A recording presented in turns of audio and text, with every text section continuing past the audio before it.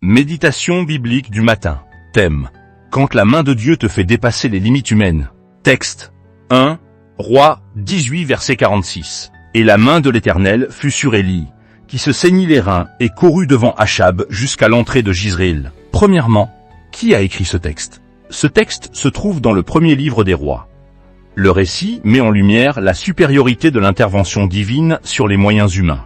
Deuxièmement, à qui ce texte s'adresse-t-il?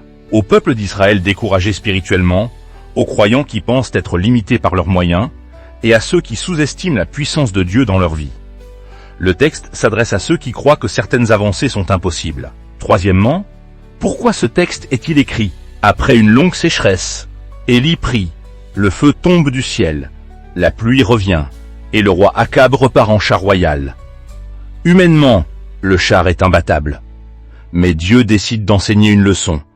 Quand Dieu agit, la vitesse humaine n'est plus la référence. Quatrièmement, analyse théologique du texte. L'expression « la main de l'Éternel » en hébreu, Yad Wawash, signifie la puissance active de Dieu, une intervention surnaturelle, une capacité divine transmise à un homme.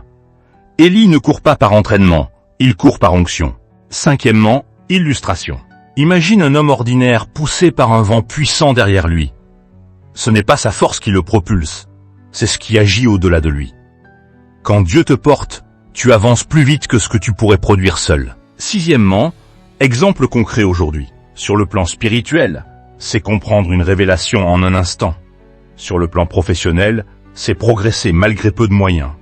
Sur le plan personnel, c'est rattraper un retard que tu pensais irréversible. Ce n'est pas la vitesse des autres qui compte, mais la main de Dieu sur toi. Septièmement, que nous dit ce texte ce matin? Ce matin, Dieu te dit, ne te compare pas au char des autres, ne méprise pas ta condition actuelle. Si sa main est sur toi, tu iras plus loin qu'eux. L'onction compense ce que tu n'as pas. Huitièmement, application pratique pour aujourd'hui. Commence ta journée dans la prière. Dépends de la main de Dieu, pas seulement de tes forces. Avance avec foi, même si les autres semblent en avance. Refuse le découragement face aux moyens limités. Pose-toi cette question. Est-ce que je compte sur mes capacités ou sur la main de Dieu aujourd'hui? Prière du matin. Seigneur, pose ta main sur ma vie aujourd'hui. Donne-moi la capacité d'aller au-delà de mes limites.